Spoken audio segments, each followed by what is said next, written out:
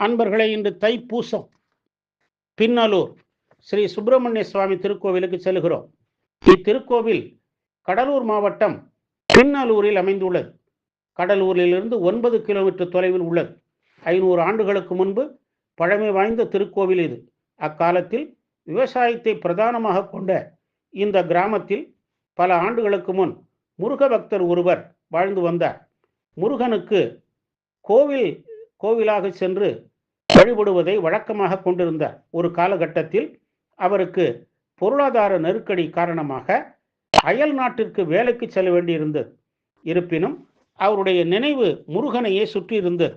அச்சமயத்தில் வயதான பெரியவர் ஒருவர் அவரிடம் ஊருக்கு சென்று உன் சக்திக்கு உட்பட்டு முருகன் ஆலயம் கட்டிடு என்று கூறினார். அவர் உடனே மறைந்தும் விட்டார். உடனே வந்தது முருகன் என்பதை உணர்ந்த அந்த பெரியவர் பல தடைகளை தாண்டி தன் கிராமத்தை வந்து அடைந்தார். முதலில் ஒரு கீற்று கொட்டகை அமைத்து அங்கு முருகன் விக்கிரகத்தை பிரதிஷ்டை செய்து வழிபட்டார்.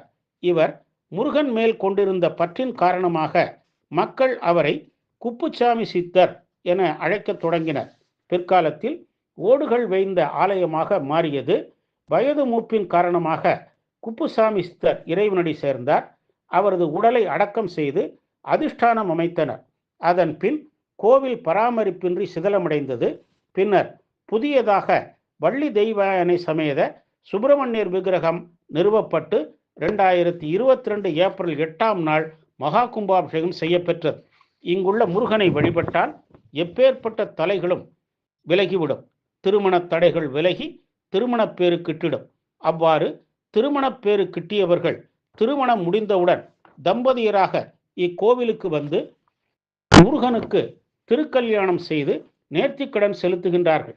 சுப்பிரமணியருக்கு அபிஷேக ஆராதனைகள் செய்து சேவல் கொடி வைத்து வழிபட்டால் மகப்பேறு கிட்டிடுமா. முருகனிடம் தங்கள் கல்வி சான்றிதழை வைத்து பூஜை செய்து வழிபட்டால் வேலை வாய்ப்பு கிடைத்திடும்.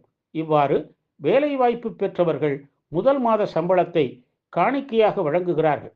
முருகனுக்கு பன்னீர் அபிஷேகம் செய்து தேனும் தினை மாவும் படைத்து வழிபட்டால் அனைத்து கஷ்டங்களும் நீங்கிடும். கோவிலுக்கு மேற்கு வடக்கு என 2 வாயில்கள் உள்ளன. வடக்கு வாயிலில் முருகன் சக்தியிடம் வேல் வாங்கும் காட்சி உள்ளது. பிரதான வாயில் மேற்கு வாயில் பலிபீடம் மயில் உள்ளது. நந்தி மற்றும் சிவலிங்கத்துடன் குப்புசாமி சித்தரின் அதிஷ்டானம் உள்ளது. ஆதி முருகன், சரஸ்வதி, விநாயகர், நாகர் சன்னதிகளும் உள்ளன. வாயில் அருகே விநாயகர், இடும்பன் உள்ளனர். மகாமண்டபத்தில் முருகன் வள்ளி தெய்வயானையுடன் கல்யாண காட்சி தருகிறார். கருவறையில் நின்ற கோலத்தில் வள்ளி தெய்வயானை சமேதராக முருகன் காட்சி தருகிறார். கோட்டத்தில் நர்தன விநாயகர், தட்சிணாமூர்த்தி, விஷ்ணு, பிரம்மா, துர்க்கை உள்ளனர்.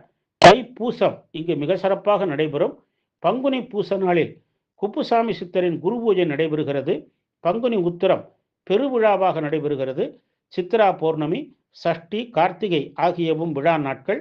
நம் வினை பயன்கள் போக்கி நல்லன அருளும் பின்னலூர் ஸ்ரீ சுப்பிரமணியரை வணங்கி நல்லருள் பெறுவோமாக.